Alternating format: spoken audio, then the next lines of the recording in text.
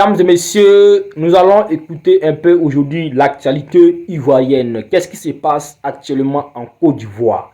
Restons branchés. C'est en Côte d'Ivoire, hein, à Séguéla.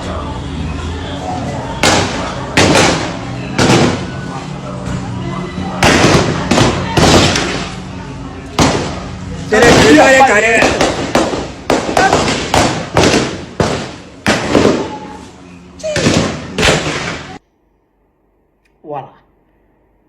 Voilà. Bon, ça là, si on t'a pas expliqué, tu as pensé que c'est une lutte anti-terror en Côte d'Ivoire. Tu as pensé que comme l'AES, les armées de l'AES frappent copieusement les terror dans l'AES maintenant, ils ont fui, ils sont maintenant en Côte d'Ivoire. Donc maintenant, l'armée ivoirienne est en train de les repousser. C'est pas ça? Ah bon d'accord. Mais c'est pas ça. C'est les gendarmes de Côte d'Ivoire qui sont en train de tirer à balles réelles sur les populations de Séguéla. Plus précisément à Kouégo, à 15 km de Séguéla. Ils ont fait des morts, ils ont fait des blessés. Ils ont tiré sur les gens. Ça là, c'est pas ça qui est là. Quand tu t'envoies un jeune dans la cour, dans une cour, toujours celui qui frappe ses petites soeurs, toujours celui qui frappe ses petits frères, c'est que dehors là, il ne vaut rien. Lui là, dehors, il ne vaut rien. C'est la même chose que là. Ceux-là, si tu les as mis face au terreau, ils vont les frapper ceux-là. C'est des gros chats, des peureux. C'est sur les populations civiles, ils peuvent bander leurs muscles. C'est sur les populations civiles que eux, ils bandent leurs muscles. Ça là, les gens comme ça, on ne sait pas les prendre pour les avoir au front. Non mais ça fait pitié. Ça fait pitié. Qu'est-ce qui s'est passé, chers camarades? En réalité, ceux-là, ils sont allés déloger des orpailleurs non légaux. Voilà. Ça il faut qu'on soit clair. Des orpailleurs non légaux. Donc, arrivé là-bas, ils ont commencé à envoyer les gaz lacrymogènes sur les populations. Ils ont commencé à charger les orpailleurs avec les gaz lacrymogènes. Donc, les orpailleurs aussi, à leur tour, ont pris des pieds pour les lapider aussi.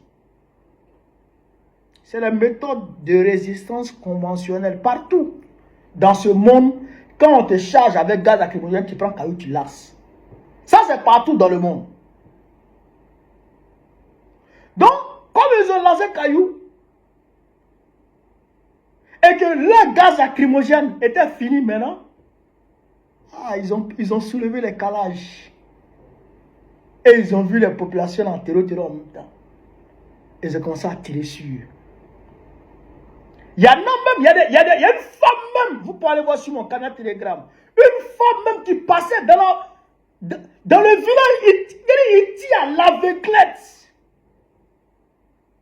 Il tire à l'aveuglette sur tout le monde, sur tout ce qui bouge. Il y a une femme qui a pris balle. Une femme, quand tu vois, mais c'est que celle-là, elle est partie à la boutique pour aller chercher le sel qui manque pour faire sa sauce. Et ils ont tiré sur elle. Elle est tombée. Vous allez le voir sur mon canal Telegram. Ah, vraiment, c'est compliqué. C'est compliqué parce que c'est que là même là. Moi, je pense qu'il est temps que la population de Séguéla s'asseye et fait une rétrospection concernant le RDR depuis son avènement jusqu'à aujourd'hui. Il faut qu'on réfléchisse, qu'on s'asseye, qu'on réfléchisse.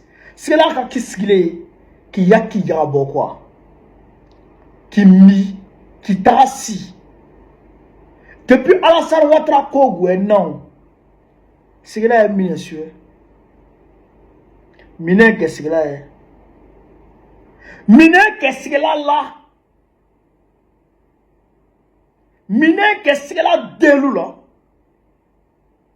Ça évoque un sri qui a qui drabo, qui mi. Qu'est-ce que cela a eu dans cette histoire de Ouattara? Et qu'est-ce qui est arrivé à Ségela dans cette histoire de Ouattara? Qu'est-ce qui est arrivé aux enfants de Ségela dans cette histoire de Ouattara? Ils se sont référés à nous autres dans la réunion, comme je l'ai dit tantôt. Il y avait le ministre Kone Katina, où moi je lui ai dit directement que si vous partez aux législatives, moi je sors du PPACI. Parce que vous pouvez pas dire une chose et puis en parallèle vous êtes en train de faire autre chose. Si vous voulez vous battre, battez-vous jusqu'au bout. Si vous voulez pas vous battre et que vous voulez valider le 4e mandat, validez-le, mais faites-le en tout état de cause, quoi. Mais ne nous mettez pas ici, ça et là. D'accord. Mais c'est la menteur. C'est là. Elle mentit. C'est la menteur. La famille, je suis en vacances. Laissez-moi me reposer. Vous forcez les choses. Vous voulez faire sortir forcément les gens. Oh, moi, j'ai dit c'est après la Coupe du Monde que je reprends le service. Même le PPACI, en ce moment, ils sont en vacances. On ne voit pas les activités. Il y a quelques activités, mais voilà. Vous savez de quoi je vais parler. Alors, vous savez, ce jeune homme qui vient de parler, j'utilise la vidéo parce que la vidéo est sur la chaîne de télé des N100 là. On dit Global Africa, je sais pas, TV, un truc comme ça là. C'est pour cela que j'ai pris la vidéo. Sinon, normalement, je n'allais pas prendre la vidéo. Vous savez, chers frères, chers camarades, quand un homme ment et que il ne fait même pas un peu semblant de mettre un peu de vérité dedans et qu'il ment comme ça là, avec les gros yeux ouverts, cette personne est considérée comme une personne très dangereuse. Cette personne est très dangereuse. C'est pour cela que j'aimerais dire à M100, à Tombra, celui qui l'a invité sur les plateaux télé là. Champion, c'est ton ami. C'est ton ami. Vous marchez ensemble. Et quand tu l'invites pour venir mentir comme ça sur ton plateau, tu n'as pas peur. Tu n'as pas peur que demain là, il vient verser pour toi comme ça. On se connaît, hein? On se connaît. C'est-à-dire, ce que lui, il aurait dit, ou bien la réunion, il aurait eu en offre avec un ministre. Il a dit comme ça, devant les gens, mentir sur le ministre. Ah, on a eu une réunion avec le ministre. Seulement que le monsieur là, il sort la réunion de son contexte. Il ajoute des choses. Il ment. En tout cas, dans l'émission, il a dit beaucoup de choses où il a menti. Mais ce n'est pas grave. Vous savez, la réunion, parce qu'il faut clarifier les choses. Je sais que le ministre là, il ne va jamais sortir. Et c'est ça, c'est ces jeunes personnes là qui font qu'aujourd'hui, les personnalités du PPACI ont peur d'approcher certaines personnes. C'est à cause des gens comme ça là. Parce que le président Gbagbo a dit qu'il faut consulter la base et aussi les communicants. Et surtout les communicants. Puisque c'est eux qui informent le plus la base. Donc, c'est dans ce cadre-là que le ministre nous approche pour avoir notre avis. Parce que dans son truc, il a menti pour dire non que, ouais, les gens ont eu besoin de moi pour certaines communications. Et puis il a pris l'exemple, il dit par exemple, Kone Katina. Parce qu'il voulait aller aux législatives. Non. Les trucs ne se sont pas déroulés comme ça. Le ministre Kone Katina s'est approché de nous pour nous demander, pour avoir notre avis sur la situation. Nous avons posé des questions, il a expliqué par rapport à la situation de ses parents, je ne sais pas, de chez ses parents, un peu dans le nord et puis un peu partout. Avec les autres camarades qui sont en Côte d'Ivoire comme les Michel Babo, par rapport à la situation. Donc, par rapport à, parce que dans son interview, il a également dit que non, les gars là sont payés. Non, même Babroukou, aucun cadre du PPACI n'est payé. Je peux même citer le gars là, le russe là, le russe, qu'il a clairement dit que les gars ne touchent rien, qu'ils sont tous blessés. Et lui, c'est son petit jeton qu'il avait gagné là, en travaillant, qu'il utilisait beaucoup dans le PPACI, que les gars là ne sont pas payés. Awa Domelo même l'a dit dans sa bouche. Donc, venir ici dire non que les cadres là sont payés, c'est dingue, c'est faux. Maintenant, deux, le ministre, lorsqu'il nous approche pour demander notre avis, là, on a posé des questions, il a expliqué un peu la situation. Et il nous a dit, si on doit aller aux législatives, voici pourquoi on devrait aller. Mais, il n'a pas confirmé. Il a dit, tout va dépendre de la réponse du président. On attend la décision maintenant de la base. C'est-à-dire ce que la base va décider là. C'est à partir de là que nous allons partir. Donc, lorsqu'il finit de nous dire ça, personne n'a dit non. Personne n'a dit non pour dire non que, monsieur le ministre, ce que tu es en train de dire là, si tu dis ça là, nous on va quitter le PPACI. Personne n'a dit ça. On a tous dit, on a compris. Qu'on attend. Et après la réunion, moi et Oxymore, on a même communiqué pour dire non que, si on doit aller au législatif, on va aller. Et après, on a dit, si on fait une vidéo pour dire non que on va au législatif, est-ce que nous, on veut aller au législatif? On a dit non, on doit attendre d'abord. C'est ainsi que Kassoum Fadiga, l'homme proche, l'homme des mains du président Gbagbo Laurent, ils ont eu un entretien avec le président, je crois, avec Abiba Touré et tout et tout. Lorsqu'ils ont fini, Kassoum Fadiga, il a approché les activistes qu'on appelle les gars des États-Unis là. Il les a approchés pour essayer de nous contacter, pour nous mettre ensemble, pour nous parler ensemble. Parce que quand on connaît Fratina, il arrive, il approche Diaspocom. C'est Diaspocom, il a approché. Donc, quand Fadiga lui arrive, il appelle tout le monde. Cette fois-ci, il fallait prendre une décision maintenant. Donc, on nous demande maintenant qu'est-ce que nous on veut. Et quand on nous dit que non, le président ne veut pas aller, mais qu'est-ce que nous on veut? C'est là où on a dit, où le président va là, où Gbagbo va, je vais. Tant que le président Gbagbo dit non là, nous aussi on dit non. Ça s'est arrêté là. Ça s'est arrêté là.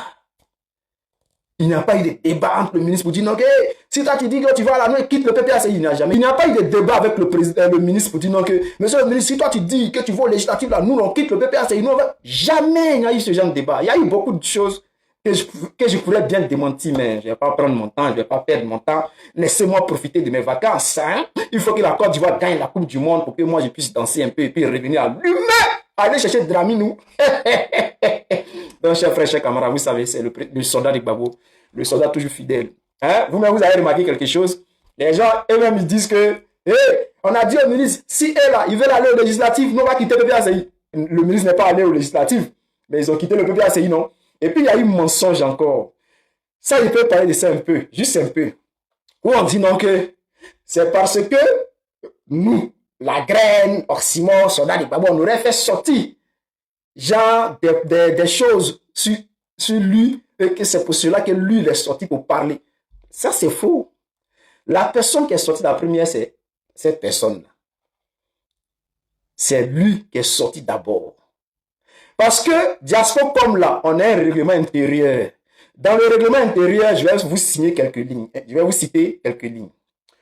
Il est dit que aucun membre de Diaspora comme communicant ne doit s'attaquer à un cadre PPACI. Aucun membre de Diaspora comme communicant ne doit s'attaquer à un membre de Diaspora en faisant des vidéos. Tu ne dois pas t'attaquer. Tu ne dois pas t'attaquer au président Gbagbo Laurent, aux proches.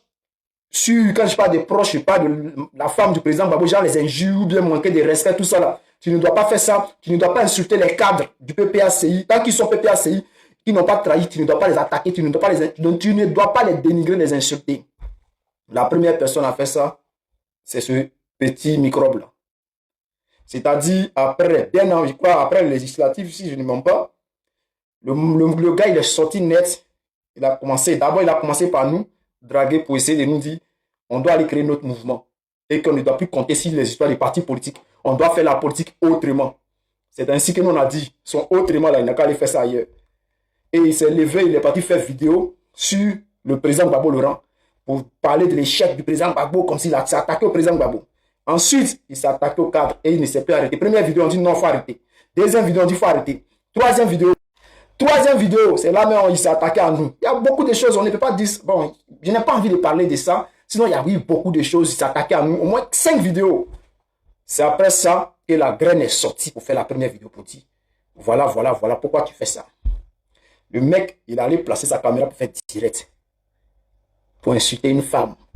En direct. Quelqu'un avec qui tu as marché, quelqu'un qui t'a dragué. C'est vraiment si tu as tapé poteau là-bas, peut-être c'est ça qui t'a fait mal. Hein? Tu as dragué une personne et puis après, tu viens sur les réseaux comme ça, dénigrer la personne. Il y a eu ça. Donc, c'est après tout ça que moi, je suis sorti. Oxymore est sorti parce qu'il est allé loin. Ou il allait plus loin. Il parle de nous avec des falsifications. C'est lui qui est allé sur le panel des GPS, la fille là. Et puis il est parti dire là-bas que nous, on a fait ceci, on a fait ça, on a falsifié, on a falsifié. Et j'étais sur le panel, ça m'a mis en colère. J'étais obligé de dire ce que lui a fait. Après ça, maintenant là, il a fermé sa bouche parce qu'il savait que on a beaucoup de choses. Ses vocaux sont là. Toutes ces conversations. Ça ne s'efface pas. Même quand il quitte le groupe, les vocaux restent. Conversation, tout ça, ça reste. Donc c'est resté. On a dit, on va jouer. Et puis les gens ont écouté pour voir ta pensée. Donc, M100. Le gars, tu marches avec lui, il est dangereux. Fais attention. Puis chérie Balé, faites attention. La famille, on vous a dit ici que Ouattara n'allait pas faire le 4e mandat. Que au 4e mandat allait devenir os de gorille dans la gorge d'Alassane Ouattara. On vous a dit que Ouattara n'allait pas faire un 4e mandat. Au moment où je vous parle là, c'est Dominique Ouattara qui gère ce pays-là, la Côte d'Ivoire. C'est Dominique Ouattara et ses enfants, avec une intelligence artificielle qui gère la Côte d'Ivoire. Chers frères, on continue toujours dans notre enquête. Conseil des ministres, avant-hier. Regardez, la photo a été prise par le même photographe. C'est le même photographe qui a pris les photos. Vous voyez le paquet de lotus. Quand il a tiré photo là, un coup c'est devenu violet. Quand il a tiré photo là, un coup c'est devenu marron. Oh, Ouattara est assis. Ouattara n'a pas bougé. Regardez le micro, c'est devenu marron, c'est devenu violet de l'autre côté. Il y a quelque chose qui ne va pas, non? Chef frère, on va aller en profondeur. Regardez la tablette. La tablette. Il y a un logo sur toutes les tablettes qui sont dans la salle. Regardez pour Alassane Ouattara là. Sur une photo, il y a le logo sur lui, sa tablette. Sur la deuxième photo là, il n'y a plus de logo sur la tablette d'Alassane Ouattara. On vous dit que Ouattara là n'est plus là. Il a quelque part peut-être en train de se faire soigner ou bien Ouattara, il dit. Est-ce que vous savez ce qu'on appelle les silicones, les masques de silicone même? Masques de silicone. Vous ne savez pas. C'est mélangé avec l'intelligence artificielle, c'est-à-dire IA. Les photos que nous publions en ce moment, moi, je sais que c'est IA. Mais les gens qui essaient de nous faire passer là, moi, je sais que c'est ça, ça peut être les masques de silicone. Parce que je vous montre ça là, regardez ça là. Quand vous voyez ça, vous pensez que c'est l'homme. Vous allez me dire, si lui là, s'il a bien, c'est-à-dire s'il est bien habillé, il marche dans la rue là. Si tu vois lui là, tu as dit c'est l'homme. Or, c'est masque qui est là, c'est masque de silicone. Si tu le vois, tu ne pourras pas faire de différence. Or, celle-là, ça coûte seulement, je crois, 500, non? 500. Ça coûte peut-être 500 € comme ça. Or, ce qui coûte là-bas, les milliers d'euros là, c'est-à-dire les 100 000, les 200 000, là, on peut faire réaliser même Ouattara, ça. Tout le corps, on peut faire Ouattara, tout. Tu vas voir, tu as dit c'est Ouattara qui est là. Vous voyez, non? Il dit, on a dit que Ouattara n'allait pas faire 4 mandats. On est là, non, patiente, on regarde seulement. Il a dit qu'il allait envoyer un bataillon dans l'AIS, non? Ibrahim Traoré dit, il attend, il n'a qu'à venir au bataillon, là. On va vérifier quelque chose. On vous dit que c'est Gola qui dirige ce pays-là, là. Camarades, peu d'Afrique, peu de Côte d'Ivoire. Vous qui n'avez pas connu le président Laurent Gbagbo dans l'opposition, face à feu le président Félix Houphouët-Boigny et feu le président Henri Konan Bédié, venez voir le monsieur là, comment il dirige son parti étant dans l'opposition. Frère, le monsieur là a repris sa chose. Rien ne sera plus comme avant au PPACI. Rien ne sera plus comme avant en Côte d'Ivoire. Et tu es drôle lui-même, il sait que ouais, il y a quelque chose qui a commencé. Frère, on va suivre, on va écouter le tacticien Laurent Gbagbo. Et puis bon, on va décortiquer. On est parti. Il faut qu'une partie de la somme récoltée par le fédéral sur la vente des cartes d'adhésion reste dans la fédération. Voilà. Ça, c'est normal. On faisait 10%, on va faire 10%. On va faire 10%. C'est comme une autre mesure qui, dans chaque, que je vais dire à ceux qui vont constituer les structures du parti. Dans chaque structure, il faut qu'il y ait au moins 30% de femmes. Il faut qu'il y ait au moins 30% de femmes. Parce que si on ne fait pas ça, on ne va pas créer des vocations de femmes. Il faut qu'il y ait 30% de femmes. Vous pouvez le dire, l'annoncer, parce que moi-même, je vais prendre une mesure pour le rendre obligatoire. Voilà. Il faut qu'on promeuve les femmes.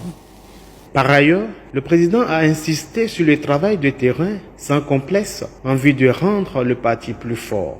Il faut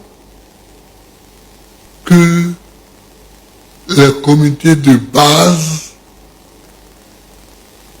soient installés. Parce que c'est ça le point de départ. S'il n'y a pas de comité de base, il n'y a pas de parti. Parce que s'il n'y a pas de comité de base, il n'y a pas de section, il n'y a pas de fédération, il n'y a plus la décision selon laquelle il faut confier tout le Nord à Malik. Parce que Écoutez, ce que je vois là, c'est pas agréable. Parce qu'on peut être peu nombreux et digne. On peut être peu nombreux et présenter un travail agréable. Travailler à l'implantation. Quand le parti n'est pas implanté, il arrive ce qui arrive dans un champ de riz. On attend le riz du bas-fond. Et chacun au village devient acheteur. Donc quand tu viens, on te demande l'argent pour acheter le riz. Du bas-fond que tu as traversé en venant. On te demande l'argent, tu donnes, et ils donnent aux gens qui sont installés là, qui travaillent le bas-fond, qu'eux-mêmes leur ont donné, leur ont déjà... C'est quoi ça? c'est quoi ça? Et c'est comme ça pour les partis. En outre, pour la fidélité des rapports de fédération, le président souhaite que les fédéraux soient désormais résidents. Wow. Un sujet sur lequel il va approfondir sa réflexion. Voilà. Vous avez entendu, vous avez suivi la vidéo. Le président Laurent Gbagbo, il est en train de restructurer, c'est-à-dire que de façon méticuleuse, le parti. Il est en train de réorganiser, c'est-à-dire que de façon millimétrée, le parti. Et il a dit quelque chose. Et c'est de là que les gens doivent comprendre que le monsieur là, il a récupéré sa chose. Il dit, ce que je vois là, il dit d'abord, c'est pourquoi il faut implanter les comités de base. Parce que sans comité de base, il ne peut pas avoir de parti. Vous voyez, c'est comité de base, section, fédération, coordination, etc. etc. C'est là il y a les SGA, tout ça. C'est les secrétaires généraux adjoints, chargés de telle région, tout ça. Et c'est pourquoi j'ai confié tout le Nord à Issa Malik. Parce qu'on peut être peu nombreux et être digne. On peut être peu nombreux et faire un travail agréable. Ça veut dire quoi? Ça veut dire qu'il y avait beaucoup d'indignes parmi nous. Ça veut dire qu'il y avait beaucoup d'indignes parmi nous. Et le travail n'a pas été agréable. Quand il est le président et le référent, il ne peut pas dire les choses d'une manière. Le travail n'a pas été fait. Voilà. Le travail n'a pas été fait. Les gens n'ont pas implanté le parti. Donc maintenant, les fédéraux là, ils auront l'argent sur eux maintenant. Ils auront 10% sur les adhésions de leurs militants dans leur région. Tu as fait adhérer 100 000, tu as fait adhérer 20 000, tu prends tes 10% dedans, tu travailles, tu fais fonctionner ta section avec cet argent-là. Donc déjà, toi-même, on te donne une autonomie sur le terrain. Déjà. Et au-delà de ça, les fédéraux doivent être maintenant des locaux. Le fédéral de Kani ne peut pas vivre à Abidjan. Toi, tu es fédéral de Kani et puis toi, tu vis à Abidjan. Tu travailles à Abidjan. Donc, comment tu fais pour implanter les structures de base de chez toi? C'est ça. C'est ça la question. Mais tu ne peux jamais être efficace. Tu ne peux jamais être efficace. Alors qu'à l'heure où nous sommes là, nous sommes à l'heure des corps à corps, de bouche à oreille. C'est-à-dire qu'on doit prendre d'assaut les grains. Oui. Quand les gens sont en train de faire thé comme ça, là, tu les cibles. Tu vas les prospecter. Tu vas les espionner. Ceux que tu penses que ils vont dans le même courant de pensée que toi là. Eux là, tu essaies de les approcher. Tu parles avec eux et tu les prends.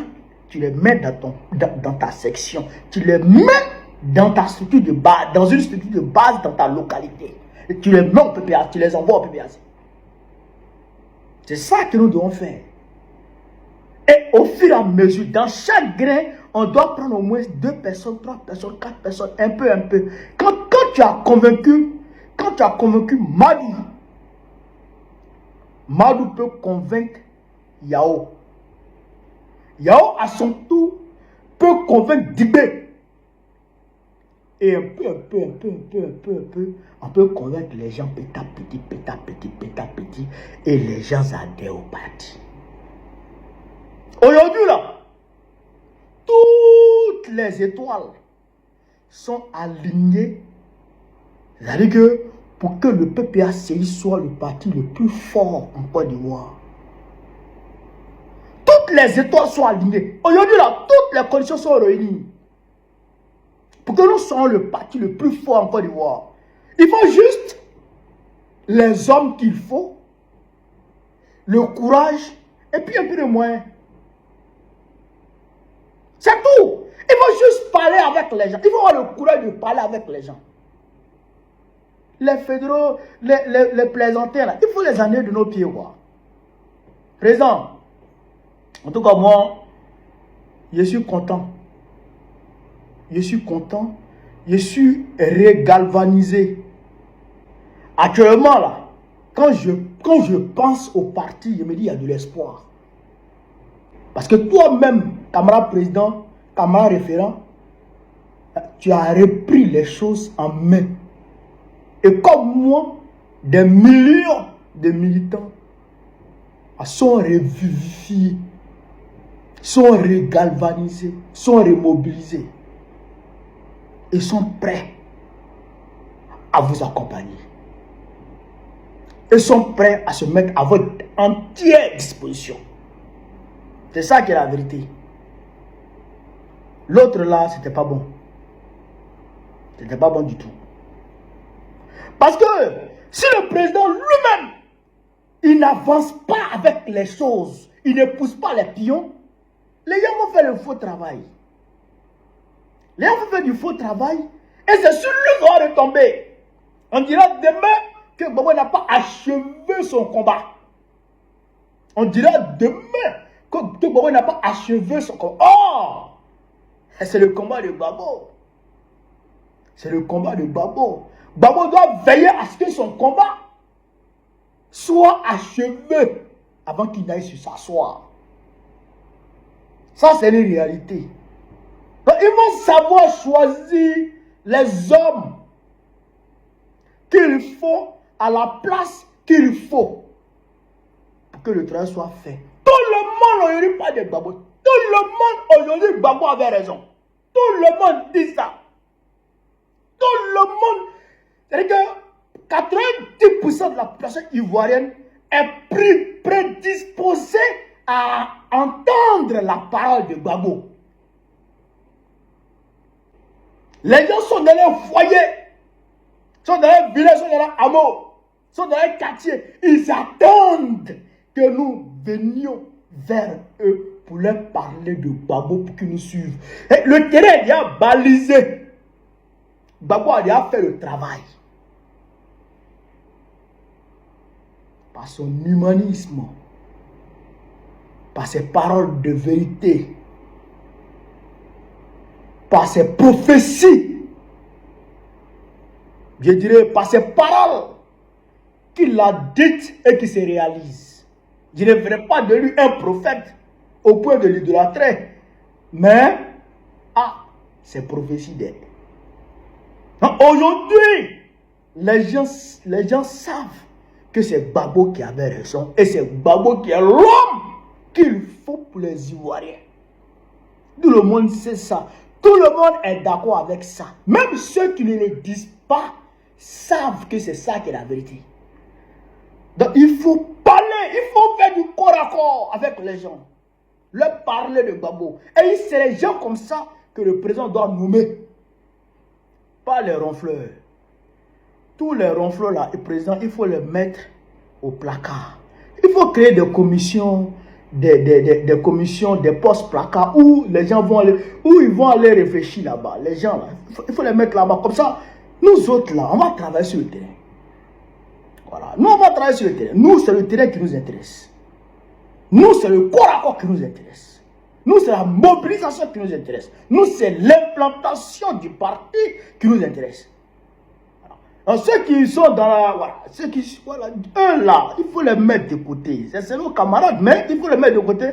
Même si demain, on prend le pouvoir, on peut les envoyer, ils peuvent venir faire leur boulot. Souvent, c'est des technocrates. Mais tout le monde n'est pas mobilisateur. Ça, il faut qu'on le sache. Voilà. Donc, il ne faut pas forcer la main aux gens pour les mettre à des postes qu'ils ne peuvent pas assumer. Ils ne vont pas refuser, hein, mais ils ne pourront pas gérer. Ça, c'est la vérité. Donc, vraiment, camarade président, camarade référent, Aniki encore, Aniki Lombe, camarade peu d'Afrique. Le chef a repris sa chose. Hein. Donc là, vous-même là, vous savez. Donc, ce que je vous dire, c'est vive l'Afrique libre, vive le panafricanisme, vive le peuple panafricain, vive l'AES. Gbagbo président Biko très prochainement, Inch'Allah, pour mettre fin à la souffrance des Ivoiriens. On est ensemble.